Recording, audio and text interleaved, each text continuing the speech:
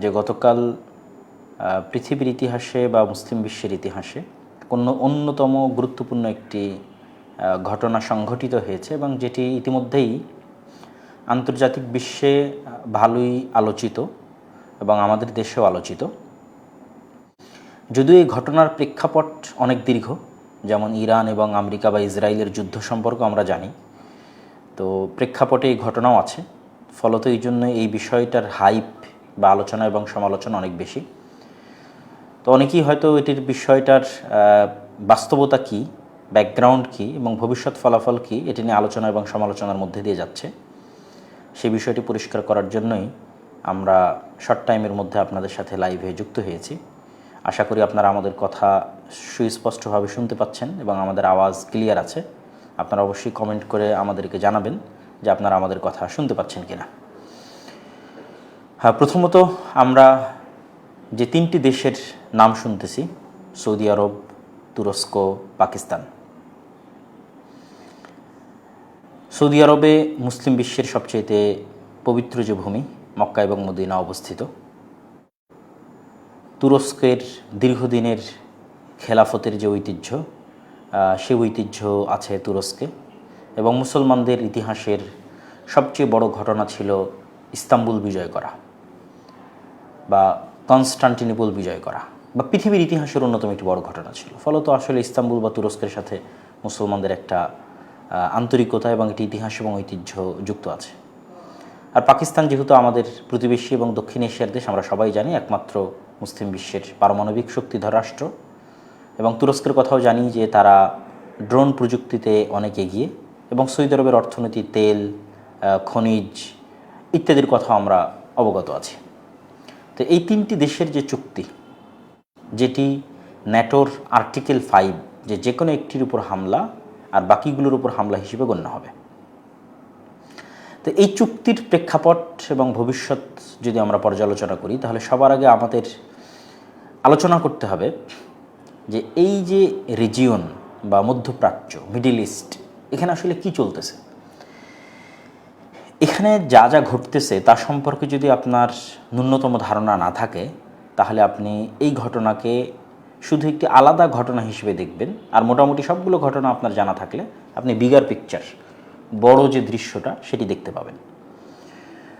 তো এই রেজিমে বা এই রিজিয়নে বা এই অঞ্চলে যা চলতেছে বা গোটা বিশ্বে যা চলতেছে, আমরা সকলে অবগত আছি যে করোনা ভাইরাসের পরেই মূলত বিশ্বে বড় বড় পরিবর্তনগুলো সংঘটিত হয়েছে। এই যুগের যেগুলো বড় বড় পরিবর্তন, যেমন আমরা যদি বলি আফগানিস্তানের তালেবানদের কাবুল বিজয়, যে 15ই আগস্ট 2021, যদি রাশিয়া এবং ইউক্রেনের যুদ্ধের কথা বলি 2022 সালে, তারপরে হামাসের ইসরায়েলি আক্রমণের কথা বলি 7ই অক্টোবর 2023 সালে, তারপরে বাশার আল আসাদের গভর্নমেন্টের যে পতন, যেটা 8ই ডিসেম্বর 2024, এই যে বড় বড় ঘটনাগুলো, এবং সর্বশেষে যুক্ত হয়েছে ইরান এবং ইসরায়েল বা ইরান এবং আমেরিকা যুদ্ধ। তো এটি কিন্তু একটা আরেকটার সাথে খুবই কানেক্টেড। তো আমরা প্রতিটা দৃশ্য একটু হালকা হালকা করে আপনাদের সামনে তুলে ধরবো। প্রথমত আসি সিরিয়া আলোচনা যদি আমরা না করি, তাহলে আজকের আলোচনা অসম্পূর্ণ থাকবে। কারণ আমরা অনেকেই মনে করতাম বা অনেকেই হয়তো জানতেন আপনারা যে সৌদি আরব এবং তুরস্কের মধ্যে একটা দূরত্ব আছে। কিন্তু সিরিয়ার হিস্ট্রি যখন পড়বেন, বর্তমান যিনি আবু মোহাম্মদ আল জুলানি, যাকে আমরা আবু মোহাম্মদ আল জুলানি নামে জানতাম, যিনি এখন আহমাদ শারা রাষ্ট্রপ্রধান সিরিয়ার, তার যে গত 2-3 দিন আগে, 3-4 দিন আগে যে 2 পর্বের একটা ইন্টারভিউ আল জাজিরাতে প্রচারিত হয়েছে, ওটি যদি কারো পক্ষে শোনা সম্ভব হয় অবশ্যই শুনবেন, ভালো লাগবে এবং অনেক কিছু বুঝতে পারবেন এবং অনেক কিছু সম্পর্কে আইডিয়া পাবেন। তো এই পুরো রিজিয়নে ফার্স্টে আমরা সিরিয়াকে ধরতেছি। তো সিরিয়ার সাথে কিন্তু ইরান এবং ইরানের যে প্রক্সিগুলো আছে, তাদের একটা শত্রুতা ছিল, এটা বাস্তব সত্য। এবং বাশার আল আসাদের যে জুলুম সিরিয়ার মানুষের উপর, এটা পৃথিবীর ইতিহাসের অন্যতম ভয়াবহতম জুলুমগুলোর একটি, যার ন্যূনতম যদি পরিসংখ্যান করা হয় 2 লক্ষের বেশি মানুষকে বাশার আল আসাদ হত্যা করেছে। এবং সিরিয়ার মানুষরা যে উমাইয়া খেলাফতের ধারক এবং বাহক, অনেকেই উমাইয়া খেলাফতকে সহ্য করেন না, কিন্তু এটা আপনাকে স্বীকার করতে হবে যে এখন পর্যন্ত মুসলিম বিশ্বের যে সীমানা, এই সীমানা মূলত উমাইয়া খেলাফত আমলেই প্রতিষ্ঠিত হয়েছে। তারপরে অল্প কিছু মুসলমানেরা বাড়াতে পেরেছে, বেশি বাড়াতে পারেনি। যতদূর পর্যন্ত আজ মুসলমানেরা আছে, তার 90%, তার 80% উমাইয়াদের সময় প্রসারিত হওয়া, তার পরবর্তীতে তার প্রসারিত হয়নি। ফলত ইসলামের প্রচার এবং প্রসারে তাদের একটা ব্যাপক অবদান আছে, আর তাদেরই হেডকোয়ার্টার ছিল দামেস্ক। ফলত উমাইয়া খেলাফাতের একটা ঐতিহ্য এবং ইতিহাস সিরিয়াতে আছে।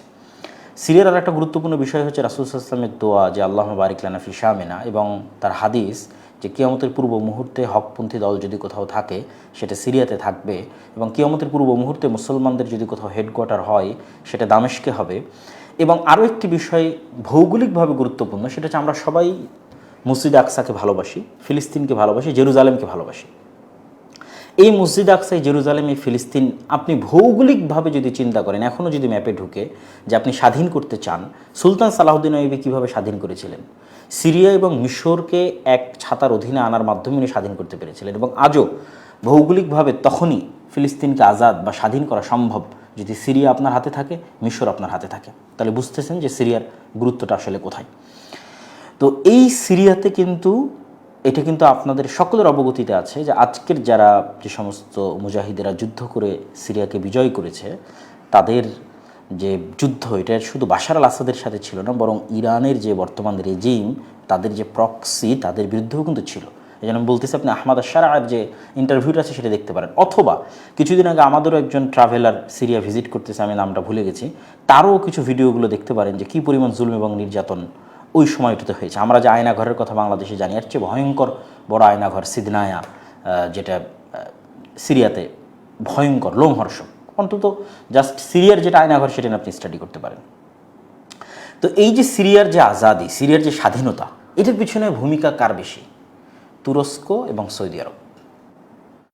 ওখান থেকেই মূলত তুরস্ক এবং সৌদি আরবের যে আজকের যে জোট এবং আন্ডারস্ট্যান্ডিং, এটার ব্যাকগ্রাউন্ডে কিন্তু সিরিয়ার ঘটনাগুলো আছে। সিরিয়াকে দাঁড় করানোর পিছনে, সিরিয়ার উপর থেকে স্যাংশন হটানোর পিছনে, সিরিয়াকে সামনের দিকে এগিয়ে নিয়ে যাওয়ার পিছনে, সিরিয়াকে স্থিতিশীল করার পিছনে, এবং এমনকি সিরিয়াকে স্বাধীন করার পিছনে এই দুটো রাষ্ট্রের ব্যাপক অবদান আছে।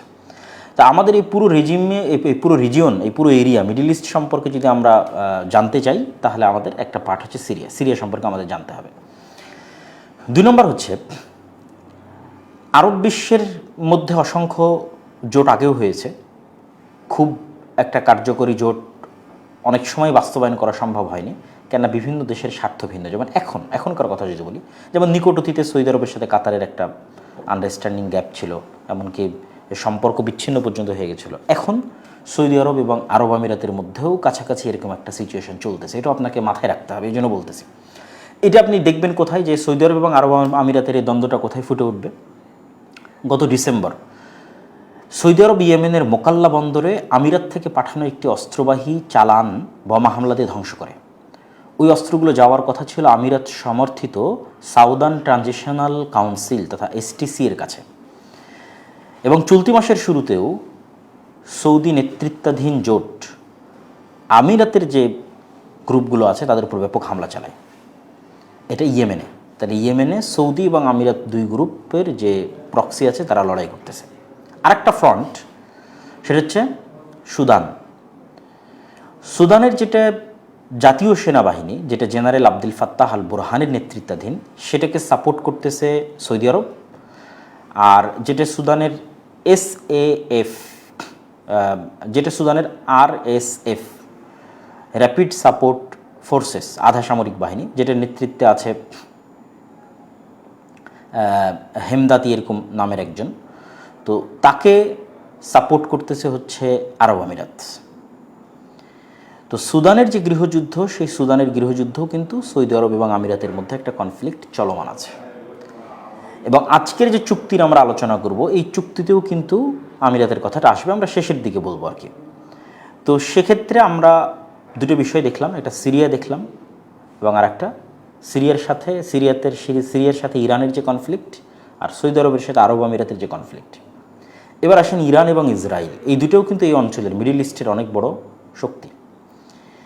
ইরানের সাথে বাকি সবার, ইসরায়েলের সাথেও বাকি সবার, তথা আমি যদি হেডলাইন দিই, ইরান বনাম অ্যারাবিয়ান মিডল ইস্টের সকল দেশ, ইসরায়েল বনাম মিডল ইস্টের সকল দেশ। ইরান বনাম কেন সকল দেশ? ইরানের যে বিপ্লব, এই বিপ্লবের মূল আহ্বানটাই ছিল সম্প্রসারণবাদী, যে আমাদের এই বিপ্লব, আমাদের সমমানা যত গ্রুপ আছে, যত দেশে আমাদের জনগণ আছে, সব জায়গায় এই বিপ্লব ছড়িয়ে পড়ুক। এবং এই কারণে কিন্তু ইরাক ইরান যুদ্ধ হয়েছিল। সাদ্দামের সময়ে, ওইটার বিরুদ্ধে গিয়ে যে এই বিপ্লবকে আরও অন্য দেশে ছড়িয়ে দেওয়া। এবং যে প্রক্সিগুলো আছে, ইয়েমেনের হুথি বলেন, লেবাননের হিজবুল্লাহ বলেন, এবং ইরাকে সাদ্দামের পতনের পর মোটামুটি ভালো ইরান এবং শিয়া যে মিলিশিয়া গ্রুপগুলো আছে তাদের কন্ট্রোল আছে। তো এই যে বিভিন্ন, এবং বাহরাইন, বিভিন্ন জায়গায় যেখানে যেখানে শিয়া অধ্যুষিত লোকজন আছে, সেখানে এই বিপ্লবটার সম্প্রসারণবাদী যে চিন্তা, এই চিন্তাটা অন্য আরব বিশ্বের দেশগুলোকে ইরানের সাথে একটা কনফ্লিক্টের কাছাকাছি নিয়ে গেছে। আর যেহেতু ইসরায়েল নিজেও সম্প্রসারণবাদী চিন্তায় বিশ্বাস করে, সেহেতু অটোমেটিক ইসরায়েল এবং ইরানের মধ্যে শত্রুতা শুরু হয়েছে। আচ্ছা, ইসরায়েলের সম্প্রসারণবাদ আমরা সবাই জানি ইরানের সম্প্রসারণবাদী চিন্তার চাইতে হাজারো গুণ, লক্ষ গুণ, কোটি গুণে ভয়াবহ। কী জন্য ভয়াবহ? সে আর অন্য কারো কোনো সীমানাতেও বিশ্বাস করে না যে তার পার্শ্ববর্তী কোনো দেশের কোনো সীমানা আছে, এবং একসাথে অসংখ্য ফ্রন্টে যদি ইসরায়েলকে যুদ্ধ করা লাগে সে দ্বিধা করে না, যেটা আপনারাও হামাসের সাথে যে যুদ্ধ, সেই যুদ্ধের সময় দেখেছেন। সে একই সাথে লেবানন ফ্রন্টে যুদ্ধ করেছে, সিরিয়াতে হামলা করেছে, হামাসের সাথে যুদ্ধ করেছে, মানে তার একসাথে যদি 10-15টা ফ্রন্টেও যুদ্ধ করতে হয় তার কোনো দ্বিধা নেই। এরকম ভয়ঙ্কর একটা জায়নিস্ট এবং মানবতার বিরোধী একটা রাষ্ট্র, যেও সম্প্রসারণবাদী চিন্তায় বিশ্বাস করে, ফলত সেও ওই অঞ্চলের সকল দেশের জন্য থ্রেট। এবং এই দুই সম্প্রসারণবাদী চিন্তার কারণেই ইরান এবং ইসরায়েল এবং ইরান এবং আমেরিকার যে যুদ্ধটা আমরা দেখতেছি, এবং এই যুদ্ধে যে সাকসেস আসার কথা ছিল আমেরিকার পক্ষে, সেই সাকসেসটা পরিপূর্ণরূপে আমেরিকা না পাওয়ার পিছনে অনেকগুলো কারণ থাকতে পারে, কিন্তু দুইটা কারণ অনেক ব্যাপক। একটা হচ্ছে যে ইরানের যে মোজাইক ডকট্রিন বা এসিমেট্রিক যে তার যুদ্ধ পরিচালনার যে পদ্ধতি, আর ইরানের যে রাষ্ট্র কাঠামো, তথা নির্বাচন হয় ঠিকই, প্রেসিডেন্ট আছে ঠিকই, কিন্তু সুপ্রিম লিডারের কাছে রাষ্ট্রীয় কাঠামোর মধ্যেই যে ক্ষমতা দেওয়া আছে, এইটা যারা ইরানের সংবিধান নিয়ে একটু স্টাডি করেছে তারা অবশ্যই দেখতে পাবেন যে ইরানের সংসদে কোনো আইন পাশ করলে এটা কার্যকর হয় না। এই আইনটা অনুমোদনের জন্য গার্ডিয়ান কাউন্সিলের সম্মতি প্রয়োজন হয়। আবার নির্বাচনে কি প্রার্থী হতে পারবে, রাষ্ট্রপতি, প্রেসিডেন্টে কি দাঁড়াতে পারবে, এইটারও ফাইনাল ডিসিশন, তথা সে যোগ্য কিনা প্রার্থী নির্বাচন, এটাও ফাইনাল ডিসিশন গার্ডিয়ান কাউন্সিল দেয়। আর এই গার্ডিয়ান কাউন্সিলের 12 সদস্যের 6 জনকেই নির্ধারণ দেন সরাসরি সুপ্রিম লিডার, আর 6 জনকে নির্ধারিত করেন বিচার বিভাগ। এবং কখনও যদি গার্ডিয়ান কাউন্সিল এবং সংসদের মধ্যে মতভেদ দেখা দেয়, তাহলে মাসলিহাত কাউন্সিল নামে আরেকটা আছে, যেখানে দেশের প্রেসিডেন্ট, প্রধান বিচারপতি, সামরিক শীর্ষ নেতা সবাই থাকে, তারা মিলে এটা সমাধান করার চেষ্টা করে। আবার সুপ্রিম লিডার কে হবে এটা নির্ধারণ করার জন্য অ্যাসেম্বলি অফ এক্সপার্টস নামে আরেকটা আছে, যেই পরিষদের মেম্বার আবার 8 বছর পর নির্বাচিত হয়। তো এখানে ইরানের ব্যবস্থায় জনগণের হাতে কিছু ক্ষমতা থাকলেও রাষ্ট্রীয় কাঠামোর মধ্যেই মূল নিয়ন্ত্রণ সুপ্রিম লিডারের হাতে থাকে। ফলত এখানে কেউ একজন মারা গেলেই, সুপ্রিম লিডার নিহত হলেই পুরো ব্যবস্থার পতন হবে, এটা একটু জটিল। এবং ইরানের যে ভৌগোলিক অবস্থান, যে হরমুজ প্রণালীর পাশে, যে তার হরমুজ প্রণালীর উপর দিয়ে যে তাকে সকল দেশকে অতিক্রম করতে হচ্ছে, যেটা তার দেশের সাথে লাগানো। তো এটা ছিল ইরান এবং ইসরায়েল বা ইরান এবং আমেরিকার যে যুদ্ধ। একসাথে আমরা অনেকগুলো ফ্রন্টের সামারি দেখলাম, সিরিয়া দেখলাম, সৌদি আরবের সাথে আরব আমিরাতের দেখলাম, ইরান দেখলাম, ইসরায়েল দেখলাম, এবং মোটামুটি এর মধ্যে হামাসও চলে এসেছে, এর মধ্যে এই কী বলে ওর নাম আপনার হিজবুল্লাহ, লেবাননের হিজবুল্লাহ তারাও চলে এসেছে, এর মধ্যে ইয়েমেনের হুথি তারাও চলে এসেছে। এখন প্রশ্ন হচ্ছে যে এই পুরো অঞ্চলের এই সামারি যদি আপনার কাছে থাকে, এখন যদি আপনি যে জোটের আমরা অবস্থা দেখতেছি, এই জোটটা আসলে কার বিরুদ্ধে বা কী কাজের জন্য এই জোটটা, এটি তো অনেকের মধ্যে একটা প্রশ্ন। অনেকেই সরাসরি বলে ফেলতেছেন যে এই জোটটা ইরানের বিরুদ্ধে, আবার অনেকেই বলতেছেন এই জোটে কোনো কাজ হবে না, আবার অনেকে হয়তো খুব হাইপ তুলতেছেন না এই জোটে অনেক কিছু হয়ে যাবে। আসলে পলিটিক্সে সাদা কালো বলে কিছু নাই, যে এটাই ঠিক এবং এটাই বেঠিক এবং এটাই সর্বোচ্চ আর এটাই সর্বনিম্ন। পলিটিক্সে কিন্তু এরকম হয় না, এর মধ্যে অনেক কিছুই থাকে। তো সরাসরি যারা এই জোটকে ইরানের বিরুদ্ধে বলতেছেন তাদের কথা কেন ভুল, আবার এই জোট কেন খুব বেশি সাকসেসফুল হতে পারবে না, সেটাও দুটো পয়েন্টে আমি কথা বলবো। আচ্ছা, কেন সরাসরি এটি ইরানের বিরুদ্ধে নয়? 2023 সালে সৌদি আরবের সাথে চীনের মধ্যস্থতায় ইরানের একটা চুক্তি হয়েছিল, এবং এই চুক্তির ফলশ্রুতিতে এখন পর্যন্ত কিন্তু এই দুই দেশ আর এক দেশের উপর সরাসরি কোনো আক্রমণে যায়নি। এমনকি আপনারা সবাই নিউজ দেখেছেন যে 2026 সালে সৌদি কিন্তু তার ভূখণ্ড মার্কিন যে আকাশ দিয়ে যে ব্যবহার করে ইরানে হামলা, এটার জন্য কিন্তু ব্যবহারের অনুমতি দেয়নি। এবং পাকিস্তান যে মধ্যস্থতা করার চেষ্টা করতেছে, এটা কিন্তু অবশ্যই সৌদি আরবের যদি অনুমোদন না থাকতো বা সৌদি আরবের যদি আগ্রহ না থাকতো তাহলে কিন্তু সে এটা করতো না। এবং ওই রিজিয়নে, ওই এলাকায় যারা আছে, বিশেষ করে সৌদি আরব এবং আর যারা আছে, তারা কখনোই এটা বেয়ার করার মতো তাদের চিন্তা চেতনা নাই যে এই অঞ্চলটা যুদ্ধ লেগে থাকুক বা সবার ঘরে আগুন লেগে যাক। ফলত এটা কখনোই তারা চায় না যে এখানে একটা ফুল স্কেলে একটা ওয়ার, একটা যুদ্ধ শুরু হোক। ফলত সৌদি আরবও চায় যে এই যুদ্ধটাকে কোনোভাবে প্রশমিত এবং কোনোভাবে একটা যুদ্ধবিরতি চুক্তির মধ্যে নিয়ে আসা যায় কি না, এটা ওই অঞ্চলের সকল দেশের একটা অন্যতম স্বার্থ। তো এখানে প্রশ্ন আসতে পারে, তাহলে সৌদি আরবের যে হুথিদের উপর হামলা এবং কিছুদিন পূর্বে ইরাকের যে পিএমএফ, তাদের উপরও যে হামলা করেছে সৌদি আরব ইরাকে যারা ছিল, এবং সেখানে ইরানের আইআরজিসির অনেকেই মারা গেছে, এইটার সমাধান, এইটার অ্যান্সারটা আসলে কি? আপনি তুরস্ক বলেন, পাকিস্তান বলেন এবং সৌদি আরব বলেন, মোটামুটি সবাই একমত। যেটা আমি আবারও বলতেছি যে লাস্ট 3-4 দিন আগে আহমাদ আশারার যে লম্বা ইন্টারভিউ আছে সেখানে সে ক্লিয়ার করেছে যে তারা সকলেই ইরানের যে সার্বভৌমত্ব এটাকে স্বীকার করে এবং ইরানের সার্বভৌমত্বকে রেসপেক্ট করে, কিন্তু ইরানের যারা প্রক্সি আছে এইটাকে তারা অ্যাকসেপ্ট করে না। এটা আহমাদ আশারা খুব ক্লিয়ারলি বলেছে যে আমরা ইরানের যে সেলফ সভারিনিটি আছে এটাকে সাপোর্ট করি, কিন্তু ইরানের যে প্রক্সি লেবাননে আছে হিজবুল্লাহ যারা আমাদেরকে হত্যা করেছে, অথবা ইরানের যে প্রক্সি ইরাকে আছে, অথবা ইরানের যে প্রক্সি ইয়েমেনে আছে, এই প্রক্সিটাকে তারা, মানে এটা তাদের রেড লাইন, কিন্তু ইরানের যে সভারিনিটি এটাকে তারা সাপোর্ট করে।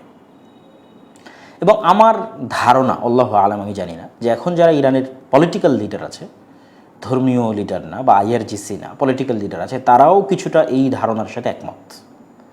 এবং আন্ডার টেবিলে যে কথোপকথন এবং যে যোগাযোগগুলো হয় সেটার মধ্যে অবশ্যই এই আন্ডারস্ট্যান্ডিংটা আছে যে সরাসরি সৌদি যখন ইয়েমেনের হুতিতে আক্রমণ করতেছে হুতিদের, তখন সরাসরি ইরান গিয়ে সৌদি আরবে আক্রমণ করতেছে না, অথবা সৌদি আরব সরাসরি ইরানে গিয়ে আক্রমণ করতেছে না। এই একটা আন্ডারস্ট্যান্ডিং আছে যে ইরানের যে সভরিনিটি এটাকে সাপোর্ট করতেছে, কিন্তু ইরানের যারা প্রক্সি তাদেরকে সাপোর্ট করতেছে না। এইরকম একটা আন্ডারস্ট্যান্ডিং এবং ধারণা পরস্পরের মধ্যে আছে। তো বর্তমান চুক্তিটা আসলে কী জন্য? বর্তমান চুক্তির কোনো উপকার বা কোনো কার্যকারিতা আছে কিনা এবং কী জন্য বর্তমান চুক্তিটা হচ্ছে?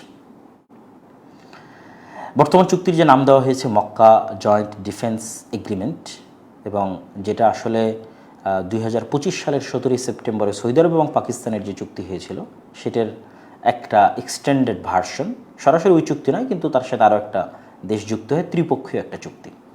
এবং মুসলিম বিশ্বের মধ্যে এটা ফার্স্ট একটা সামরিক চুক্তি, যদি সামরিক চুক্তির দৃষ্টিকোণ থেকে দেখা হয় তাহলে প্রথম। এই চুক্তিটার প্রয়োজন কেন পড়লো? যখন ইরান এবং আমেরিকার মধ্যে যুদ্ধ শুরু হলো, তখন আরব বিশ্বের দেশগুলো যে দীর্ঘদিন গালফ ওয়ারের পরে তথা ইরাকের কুয়েত এবং আক্রমণের পরের যে যুদ্ধের সময়গুলো ছিল, ওই সময় থেকে নিয়ে আজ পর্যন্ত তারা যে আমেরিকার একটা নিরাপত্তা ছায়ার মধ্যে ছিল এবং তাদের যে একটা বিশ্বাস ছিল যে আমেরিকা তাদেরকে যে কোনো রকমের হামলা থেকে রক্ষা করতে পারে এবং বাঁচাতে পারে, ইরান এবং আমেরিকার এই যুদ্ধে তাদের এই ধারণাটা অনেকটাই পাল্টে গেছে। এবং সবচেয়ে বেশি যেটা পরিবর্তন হয়েছে সেটা হচ্ছে আমেরিকার কাছে মোস্ট ইম্পর্টেন্ট হচ্ছে ইসরায়েল, তথা তার সকল সাপোর্ট দিয়ে সে যদি কাউকে প্রথমে বাঁচাতে পারে সেটা ইসরায়েলকে বাঁচাতে চাইবে, এবং ইসরায়েলকে বাঁচাতে গিয়ে যদি আর অন্য কোনো দেশকে সে বাঁচাতে না পারে তাহলে সে বাঁচাবে না। তাহলে তার ইন্টারসেপ্টর তথা উপর থেকে মিসাইল আসলে সেটাকে যে ধ্বংস করবে নিচ থেকে, এটা যদি তার শেষ হয়ে যায়, শর্ট পড়ে, তাহলে আগে সৌদিকে দিবে, আগে কুয়েতকে দিবে, আগে দুবাইকে দিবে, আগে কাতারকে দিবে না, আগে ইসরায়েলকে দিবে, আগে ইসরায়েলকে দিবে। মোটামুটি এই জিনিসটা আরব বিশ্বের সকল দেশের কাছে পরিষ্কার যে আমেরিকার যে নিরাপত্তা ছাতার মধ্যে আমরা আছি, এই নিরাপত্তা ছাতাতে আমাদের 100% স্বার্থ পুরোপুরি রক্ষা হচ্ছে না। এবং ইরানের সাথে যে যুদ্ধবিরতি প্রক্রিয়া, এই প্রক্রিয়ার মধ্যেও উপসাগরীয় দেশগুলোর যে স্বার্থ পুরোপুরি রক্ষা হচ্ছে এটা তারা মনে করতেছে যে হচ্ছে না। ফলত তাদের মধ্যে এই জিনিসটা অটোমেটিক প্রবেশ করে গেছে যে তাদের আসলে আমেরিকার বলয় থেকে বের হয়ে অন্য আর একটা কিছু চিন্তা করতে হবে। এবং এখানে আরও একটা জিনিস, কিছুদিন পূর্বে আপনারা অনেকেই নিউজ দেখেছেন যে আমেরিকার সাথে ট্রাম্পের, সৌদি আরবের সাথে আমেরিকার একটা নিউক্লিয়ার চুক্তি স্বাক্ষরিত হয়েছিল। এবং এই চুক্তি স্বাক্ষরিত হওয়ার পর কিন্তু সোশ্যাল মিডিয়াতে ট্রাম্প স্পষ্ট ভাষায় লিখেছে যে যতক্ষণ সৌদি আরব আব্রাহাম অ্যাকর্ডে যোগ না দিবে, আব্রাহাম অ্যাকর্ড মানে আসলে ইসরায়েলকে স্বীকৃতি দেওয়া, ততক্ষণ আসলে এটা সামনের দিকে আগাবে না, তথা সৌদি আরবের সাথে ইসরায়েলের কূটনৈতিক সম্পর্ক স্বাভাবিক না হলে ইউরেনিয়াম ইনরিচমেন্টের যে চুক্তি, এই চুক্তিটা আসলে কার্যকরী হবে না। তো এইরকম অনেক ক্ষেত্রে আমেরিকা একটা শর্ত দেয় যে ইসরায়েলের সাথে সম্পর্ক স্বাভাবিকীকরণ, আর তার বিপরীতে আরব বিশ্বগুলো যে শর্তটা দেয় সেটা হচ্ছে স্বাধীন ফিলিস্তিন রাষ্ট্র প্রতিষ্ঠা। তো এই সবগুলো বিষয় নিয়ে তাদের একটা চিন্তা তৈরি হয়েছে যে আসলে তাদের অন্য কিছু চিন্তা করতে হবে, এবং এই অন্য কিছু চিন্তা থেকেই মূলত এই যে জোটটা তৈরি হচ্ছে যে তুরস্ক, পাকিস্তান এবং সৌদি আরব যে নিজেরাই এই রিজিয়ন, এই মধ্যপ্রাচ্যের সমস্যার সমাধান আমরা করতে পারি কি না। এবং এইটা যে আমেরিকা এবং ইসরায়েলের বলয় থেকে বের হয়ে গিয়ে একটা আলাদা কিছু, সরাসরি ইরানের বলয়ও নয়, সরাসরি ইসরায়েলের বলয়ও নয়, আলাদা কিছু, এটার আর একটা প্রমাণ ওই যে আমিরাতের সাথে যে কনফ্লিক্টের কথা উল্লেখ করেছিলাম, ওইটা যদি মাথায় রাখেন তাহলে বুঝতে পারবেন যে আমিরাত, ইসরায়েল, ভারত, গ্রিস এদের সেম চিন্তা যে ইরানকে পরিপূর্ণরূপে ধ্বংস করে দাও, জাস্ট এটাই সমাধান। কিন্তু সৌদি আরব এবং অন্য যারা গালফ কান্ট্রি আছে এবং তুরস্ক, এবং এটা আমি আরও কিছু ডকুমেন্ট দিব, তারা কিন্তু এটা বিশ্বাস করে না যে না, ইরানকে পরিপূর্ণরূপে ধ্বংস করে দিলে এটা সমাধান হবে। ফলে এখানে আরও একটা আলাদা জোট কিন্তু আসতে পারে, এই সেম সামরিক জোট ইসরায়েল, ভারত, এমনকি ওটাতে আমিরাতও ইনক্লুড হতে পারে, এরকম আরেকটা জোট কিন্তু আসতে পারে। তো এটা যে আমেরিকা এবং ইসরায়েলের বাইরে গিয়ে ভিন্ন আরেকটা জোট গড়ে উঠতেছে, এটাতে সন্দেহের বিন্দুমাত্র অবকাশ নাই। এখানে অনেকেই বলতে পারেন যে আরব বিশ্বের দেশগুলো বা এখানে যে তিনটে দেশ আছে, তিনটেই তো আমেরিকার সাথে কানেক্টেড। আসিম মুনির বলেন, ফিল্ড মার্শাল আসিম মুনির বলেন, অথবা তারা তো এক ধাপে গিয়ে বলছে যে শান্তি চুক্তির জন্য তারা ডোনাল্ড ট্রাম্পকে মনোনয়ন দেবে। আবার রিসেপ তাইয়িপ এরদোগান বলেন, তার প্রশংসায় তো সবসময় ডোনাল্ড ট্রাম্প পঞ্চমুখ থাকে। আবার সৌদি আরবের সাথে তো ঐতিহাসিকভাবে আমেরিকার যে সম্পর্ক, তাহলে এটা তো একটা অনেক আমেরিকারই একটা বলয়। এখানে একটা জিনিস আমি মনে করি, আমি আমার বহু বক্তব্যে বলেছিলাম এবং এখনও বলি যে ইসরায়েলকে আমেরিকা জুলুম করার কারণে যে পরিমাণ না সহযোগিতা করে, তার চেয়ে বেশি সহযোগিতা করে ইসরায়েলকে মাজলুম মনে করে। এবং এই ন্যারেটিভটা ইসরায়েল, ইউরোপ এবং আমেরিকায় প্রতিষ্ঠা করতে সাকসেস হয়েছে। হিটলারের যে আক্রমণ, সে আক্রমণকে বিক্রি করে, 60 লক্ষ ইহুদিকে হত্যা করার যে ঘটনা, এটাকে বিক্রি করে তারা তাদের যে সেন্টিমেন্ট, তাদের যে আবেগ যে আমরা মাজলুম, আমাদের থাকার জায়গা নেই, তো ওই সেম জায়গায় আপনি নিশ্চিত থাকেন আল্লাহর কোরআনের আয়াত অনুযায়ী যে ইহুদিদের চাইতে, হিন্দুদের চাইতে খ্রিস্টানরা মুসলমানদের অনেক নিকটবর্তী, এবং কিয়ামত পর্যন্ত যারা ইসলাম গ্রহণ করবে, খ্রিস্টানরা ইসলাম গ্রহণ করবে। এবং কিয়ামতের পূর্ব মুহূর্তে তৃতীয় কোনো পক্ষের সাথে যে যুদ্ধ হবে, এটা কিন্তু খ্রিস্টানরা মুসলমানদের সাথে থাকবে। হ্যাঁ, পরবর্তীতে খ্রিস্টানরা আবার আলাদা হয়ে যাবে এবং খ্রিস্টানদের সাথে মুসলমানদের যুদ্ধ হবে, কিন্তু তারা বেশি নিয়ার টু দ্য মুসলমানদের বেশি কাছের। তো যদি ইসরায়েল পুরো আমেরিকায় তার অর্থনীতিকে ইউজ করে, তার মিডিয়াকে ইউজ করে আমেরিকাকে যদি কন্ট্রোলে রাখার চেষ্টা করতে পারে, আরব বিশ্ব যদি সেই চেষ্টা করে, এটাতে খুব একটা ক্ষতির না। তারাও যদি এই চেষ্টা করে যে আমরা আমেরিকাকে কন্ট্রোল করতে চাই টাকা পয়সা দিয়ে, যেভাবে হোক বুঝিয়ে, এবং এটার যে কিছুটা হলেও কার্যকারিতা আছে, এটা কিন্তু আমি বলতেছি না, পররাষ্ট্রমন্ত্রী যিনি আছে ইরানের, উনি কিন্তু স্বীকার করেছেন। কেননা আমেরিকার প্ল্যান ছিল যে শুধু আকাশ হামলার মধ্যে সীমাবদ্ধ না থেকে স্থল অভিযানে যাওয়া, এবং স্থল অভিযানে যাওয়ার জন্য তাদের ফার্স্ট টার্গেট ছিল কুর্দি। তো সেখানে কিন্তু তিনি এক সাক্ষাৎকারে স্বীকার করেছেন যে কুর্দি যোদ্ধাদের দিয়ে আমেরিকা এবং ইসরায়েল মিলে স্থল অভিযান চালিয়ে ইরানের ভেতরে যে ঢোকার চেষ্টা করেছিল, এইটা একমাত্র তুরস্ক এবং তুরস্কের ইন্টেলিজেন্স এবং তুরস্কের প্রেসিডেন্ট রিসেপ তাইয়িপ এরদোগান তাদের হস্তক্ষেপে এটা বাধাপ্রাপ্ত হয়। তাহলে তারা ইরানের সভরেনিটিকে স্বীকার যদি না করে, তাহলে এটা ট্রাম্পকে বুঝিয়ে এই স্থল অভিযান কুর্দিদের ইউজ করে না করতে, এটা ইরানের পররাষ্ট্রমন্ত্রীর সাক্ষাৎকার অনুযায়ী যে এটাতে তুরস্ক এবং তুরস্কের প্রেসিডেন্ট রিসেপ তাইয়িপ এরদোগানের অবদান আছে, যে ট্রাম্পকে সেটা বুঝাতে পেরেছে। তাহলে আপনি যদি কোনো একটা কিছু বুঝিয়ে আদায় করতে পারেন, যেটা দেখাচ্ছে ইসরায়েলও কী করতেছে, সে কোনো না কোনোভাবে ব্ল্যাকমেইল, বুঝানো এবং বিভিন্নভাবে তার মিডিয়া, তার অর্থ সব কিছু ইউজ করতেছে, আমেরিকা পুরোটাই তাদের কন্ট্রোলে। তো এখান থেকে এই বিষয়টা আমাদের মাথায় নিতে হবে। এখন আমরা আসি যে এই জোটটা আসলে কতটা কার্যকর হবে। ইসরায়েলের যিনি সাবেক প্রধানমন্ত্রী নাফতালি বেনেট, তিনি এই চুক্তির অনেক আগেই একটা সাক্ষাৎকারে তিনি বলছেন, Turkey is trying to flip Saudi Arabia against us, এবং আরেক বাক্যে উনি বলছেন যে Sunni axis with nuclear Pakistan, যে তুর্কি একটা সুন্নি অক্ষ তৈরি করার চেষ্টা করতেছে সৌদি আরবকে সাথে করে এবং নিউক্লিয়ার পাওয়ার পাকিস্তানকে সাথে করে আমাদের বিরুদ্ধে তথা ইসরায়েলের বিরুদ্ধে। এটা ইসরায়েলের সাবেক প্রধানমন্ত্রী নাফতালি বেনেটের একটা স্পষ্ট সাক্ষাৎকার ভিডিও বার্তা, আপনারা সার্চ দিলে পাবেন। তো এই জোটটার যে ন্যূনতম কার্যকারিতা আছে, এটা কিন্তু ইসরায়েলের সাবেক প্রধানমন্ত্রীর বক্তব্য থেকেই কিছুটা আইডিয়া পাওয়া যায়। কিন্তু অতটাও আশাবাদী হওয়ার মতো কিছু নাই, কি জন্য যে এখন পর্যন্ত মুসলমানেরা যতগুলো জোট তৈরি করেছে, ওআইসি বলেন, D8 বলেন, GCC বলেন, ওপেক বলেন, কোনোটাই, আরব লীগ বলেন, সেইভাবে আসলে দিন শেষে ফাংশনাল করেনি।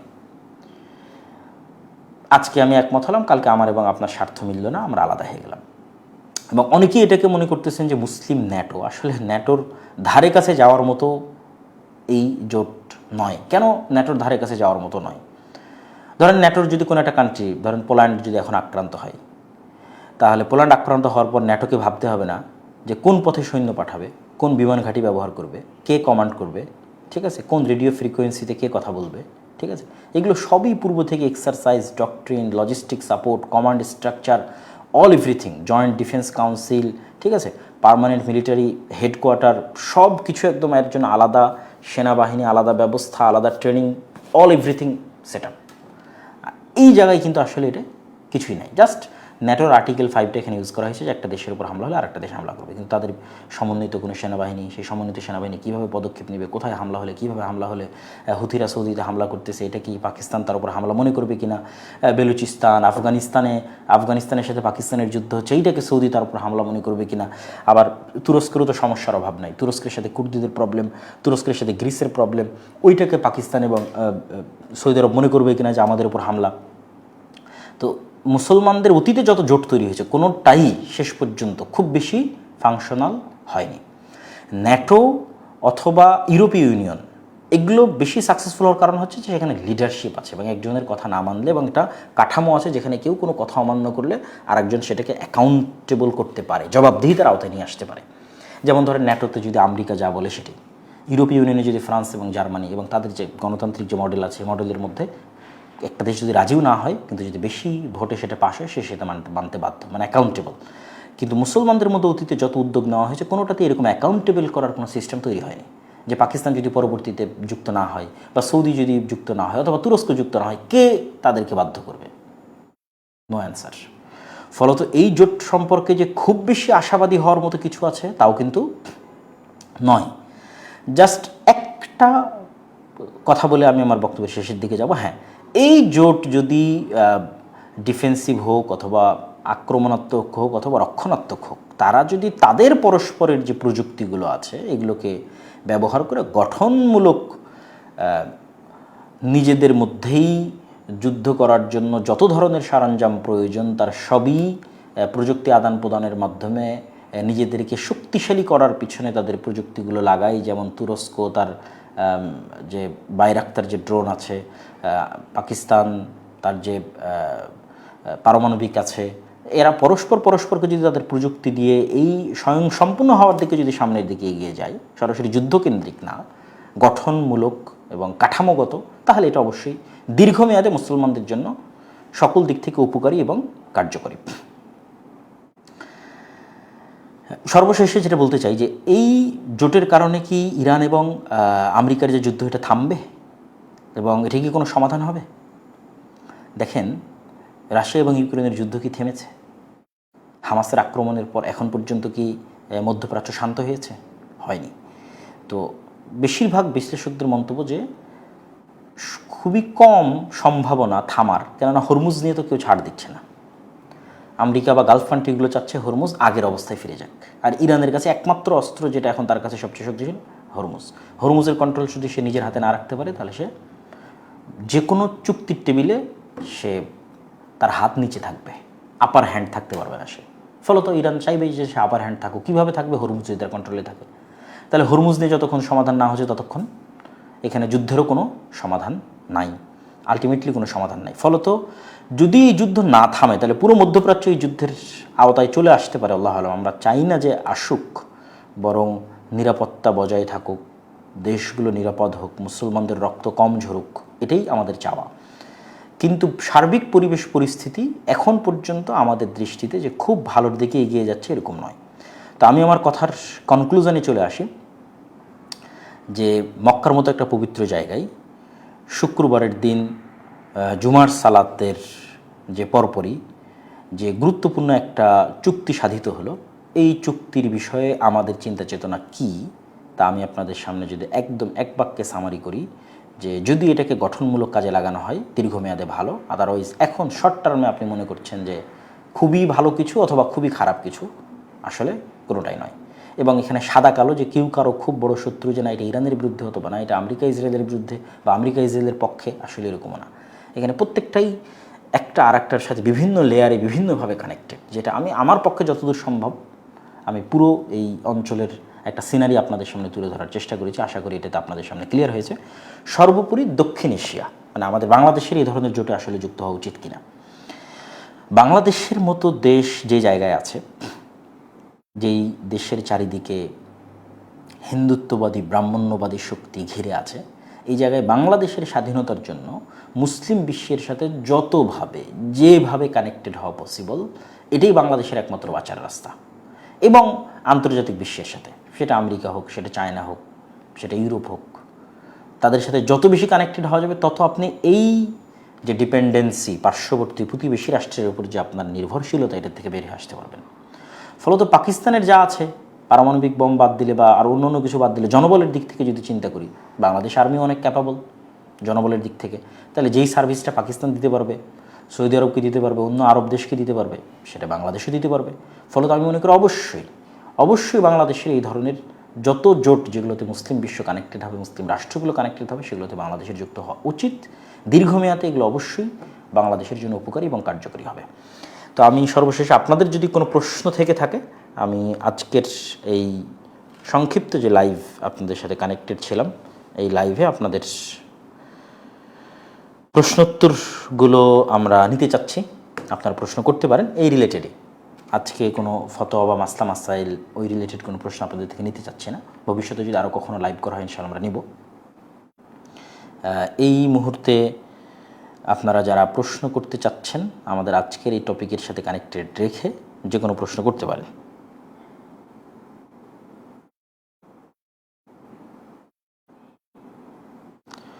শাম অঞ্চলের জন্য যে দোয়া, সেটা সৌদি আরবের প্রতি কোনো দোষারোপ কিনা, এটা একজন প্রশ্ন করেছেন। দোষারোপ এই জন্য নয় যে ওই শেষ জামানার যে হাদিসগুলো, সেই হাদিসগুলোতে দেখবেন যে শামে মুসলমানদের পক্ষে লড়াই করার জন্য ওই যুগের সর্বশ্রেষ্ঠ অশ্বারোহী বের হয়ে আসবে মদিনা থেকে। তাহলে মদিনা ইন দ্যাট টাইম তথা লাস্ট পিরিয়ড তখন মদিনা মুসলমানদের সাথে কানেক্টেড এবং মুসলমানদের যে জীবন মরণ যুদ্ধ, সেই যুদ্ধের সাথে কানেক্টেড রাসূলুল্লাহ সাল্লাল্লাহু আলাইহি ওয়াসাল্লামের হাদিসের ভাষা অনুযায়ী। তো ফলত মক্কা এবং মদিনায় ইসলাম থাকবে এবং সিরিয়া এবং শামে ইসলাম থাকবে, এতে সন্দেহের বিন্দুমাত্র অবকাশ নেই। আর একভাবে বলতে পারেন মুহাম্মদ সাল্লাল্লাহু আলাইহি ওয়াসাল্লামের দারুল হিজরা এবং ইব্রাহিম আলাইহিস সালামের দারুল হিজরা। ইব্রাহিম আলাইহিস সালামের দারুল হিজরা হচ্ছে শাম, মুহাম্মদ সাল্লাল্লাহু আলাইহি ওয়াসাল্লামের দারুল হিজরা হচ্ছে মদিনা। এই দুই জায়গায় ইসলাম থাকবে কিয়ামত পর্যন্ত। একজন লিখেছেন যে আমাদের দেশে ইসলাম প্রতিষ্ঠা সম্পর্কে কিছু বলবেন। আমার এই টপিকের উপর অনেক লম্বা বক্তব্য আছে এবং আজকে যে টপিকের উপর আলোচনা করছি এরকম টপিকের উপর মাসিক আল ইতিসামে নিয়মিত সম্পাদকীয় থাকে। মাসিক আল ইতিসামে সমসাময়িক সকল ইস্যুর উপর প্রতি মাসেই সম্পাদকীয় আছে। যেমন এই মাসের সম্পাদকীয় আছে আপনার পার্বত্য চট্টগ্রাম, বঙ্গোপসাগর এবং আমেরিকা এবং চীনের সাথে যে করিডোরের চুক্তি এবং আমেরিকার সাথে যে বাণিজ্য চুক্তি, সেটা নিয়ে আলোচনা আছে। এবং তার আগের মাসের সম্পাদকীয়তে এইভাবে একটা সম্পাদকীয় আপনি পাবেন নির্বাচন কেন্দ্রিক, দুইটা সম্পাদকীয় গেছিল মাসিক আল ইতিসামে, অথবা ইতিসাম লেখা ইংরেজিতে সার্চ দিলেও আপনি পাবেন। তো সেখানেও বিস্তারিত আলোচনা করা আছে যে আসলে আমাদের রোডম্যাপটা কী হওয়া উচিত, এবং আমি বহু বক্তব্য বলেছি। এটা না ভিন্ন আর একদিন টপিকে যদি আবারও কোনো দিন কথা বলার সুযোগ হয় বলবো ইনশাল্লাহ।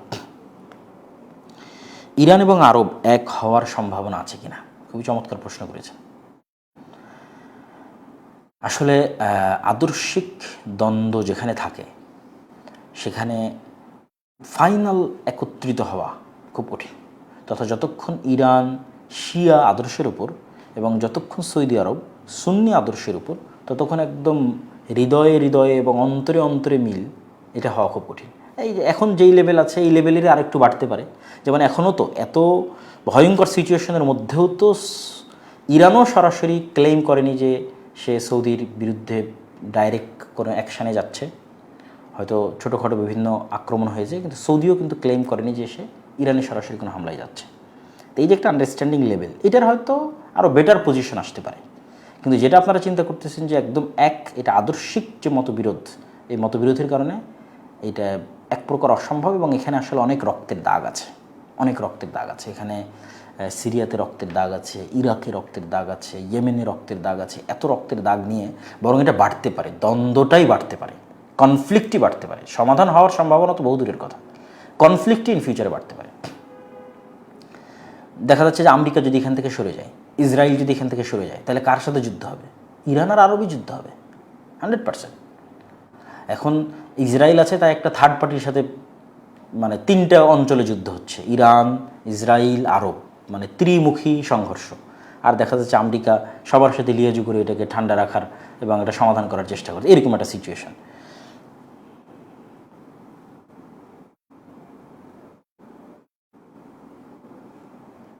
একজন জিজ্ঞেস করেছেন বাংলাদেশে কোন যোগ্যতায় নেবে?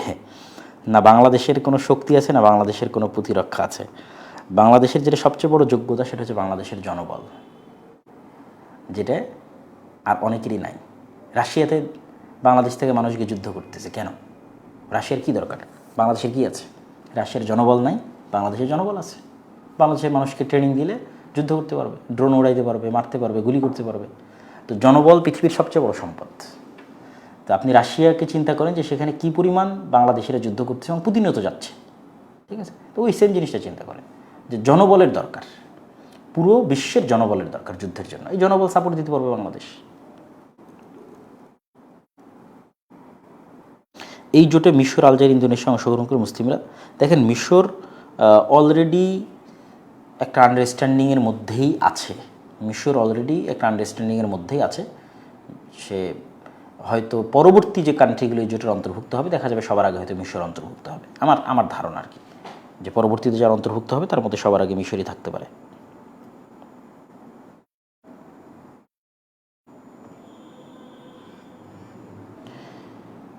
এই দেশের মানুষ কেন এত সৌদি বিদ্বেষী, এটা লিখেছেন একজন।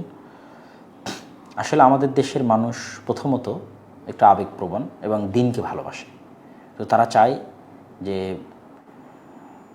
যেহেতু তাদের চিন্তা চেতনায় তারা সবাইকে মুসলমান মনে করে, মানে বাংলাদেশের মানুষের পয়েন্ট অফ ভিউটা বলতেছে, যেহেতু তারা সবাইকে মুসলমান মনে করে এবং যেখানে যে কোনো প্রান্তে কোনো মুসলমান দেশকে কষ্ট দেখতে পায়, তখন তারা মনে করে যে সব মুসলমান দেশ কেন সেটার সাপোর্টে গিয়ে দাঁড়াচ্ছে না। এই রকম একটা চিন্তা চেতনা থেকেই আমার মনে হয় যে বাংলাদেশের যে মিসআন্ডারস্ট্যান্ডিংটা এটা তৈরি হয়েছে। তো এটার এই মিসআন্ডারস্ট্যান্ডিংটা দূর করার যেটা উপায় সেটা হচ্ছে আমাদের যেখানে নিউজ সোর্সগুলো আসে, এই নিউজ সোর্সগুলো রাইট সোর্সে আসে না। যেমন আপনি যদি আরব বিশ্বে থাকেন তাহলে আপনি সেখানকার পলিটিক্স, তাদের চিন্তা চেতনা, তাদের কথাবার্তা গোত্রভিত্তিক, এখনও কিন্তু আরবের রাজনীতি গোত্রভিত্তিক। এবং ইয়েমেনেও যে যুদ্ধগুলো চলছে হুথি বা সৌদি সমর্থিত বা এগুলো কিন্তু গোত্রভিত্তিক, যে কোন গোত্র কার সাথে আছে, এই মানে ইন্টারনাল পলিটিক্স কিন্তু আজও গোত্রভিত্তিক পুরো আরব বিশ্বে। তো ওই ইন্টারনাল পলিটিক্সের মধ্যে যতক্ষণ আপনি না ঢুকবেন ততক্ষণ আপনার কাছে পুরো সিনারিটা ক্লিয়ার হবে না। তো এই ইন্টারনাল পলিটিক্সের মধ্যে যেহেতু আমরা ঢুকি না এবং আমরা যেহেতু দূর থেকে একটা এবং মিডিয়া যেভাবে দেখায় সেটাই আমরা চিন্তা করি, এবং যেহেতু আমরা একটু আবেগপ্রবণ এবং দিনকে ভালোবাসি, ফলত ওই আবেগ এবং দিনকে রং চড়িয়ে লাগিয়ে যদি অনেক কিছু বোঝানো হয় এবং করা হয় তাহলে সেটাই মানুষের কাছে। তবে আমাদের এটা মনে রাখতে হবে যে এখানে কেউই দুধে ধোয়া তুলসী পাতা নয়, যে আমরা কারোরও বিষয়ে খুব বেশি বাড়াবাড়ি প্রশংসা করব। ইরানের জন্য খুব বেশি বাড়াবাড়ি প্রশংসা করব, তুরস্কের জন্য করব, আর অন্য কোনো দেশের জন্য করব, এটা কখনোই একজন আলেমের শানে অথবা এটা কখনোই একজন বুদ্ধিমান মানুষের শানে পসিবল নয়। কী জন্য? খোলাফায়ে রাশিদিনের পর থেকে আজ পর্যন্ত কেউই শতভাগ সৎ, ওমর ইবনে আবদুল আজিজ বাদে শতভাগ সৎ শাসক এসেছে, কোনো জুলুম করেনি, কোনো অন্যায় করেনি, এটা না। কিন্তু শাসকের জন্য দোয়া করতে হবে যে আল্লাহ আমাদের শাসকদেরকে যেন যেটা আল্লাহর দিনের জন্য কল্যাণকর, মুসলমানদের জন্য কল্যাণকর, সেটা যেন করার তৌফিক দেয়। এবং রাষ্ট্রের গুরুত্বটা বুঝতে হবে, রাষ্ট্র থাকার গুরুত্বটা কী। আপনি লিবিয়াতে যান, জীবনের নিরাপত্তা কী, আর মোহাম্মদ গাদ্দাফি যখন ছিল তখন জীবনের নিরাপত্তা কী। জাস্ট একটা কান্ট্রি ভিজিট করেন, লিবিয়া, তাহলে আপনি বুঝবেন যে রাষ্ট্রের গুরুত্বটা কোথায়। এবং আহমাদ আশ-শারা'র যে পলিসি, যিনি এখন বর্তমান সিরিয়ার যিনি প্রেসিডেন্ট, তার পলিসি আমার কাছে ব্যক্তিগতভাবে খুবই পছন্দনীয়। যে সে একটা ভিন্ন ব্যাকগ্রাউন্ড থেকে এসেও যেভাবে সবার সাথে লিয়াজু করে, সবার সাথে আন্ডারস্ট্যান্ডিং করে পুরো সিরিয়াকে একত্রিত করার চেষ্টা করছে।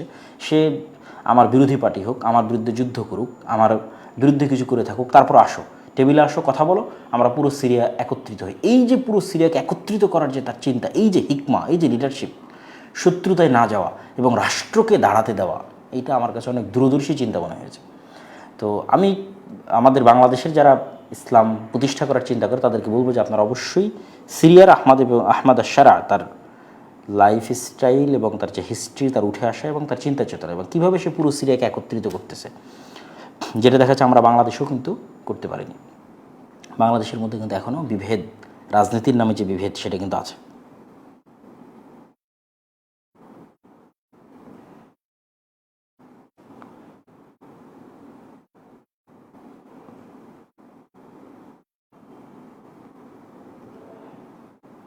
জি, মোটামুটি আমরা আপনাদের সকলের মোটামুটি প্রশ্নগুলো এখন আগের প্রশ্নগুলোরই রিপিট। তো আমরা আমাদের আজকের লাইভটা এখানেই শেষ করছি।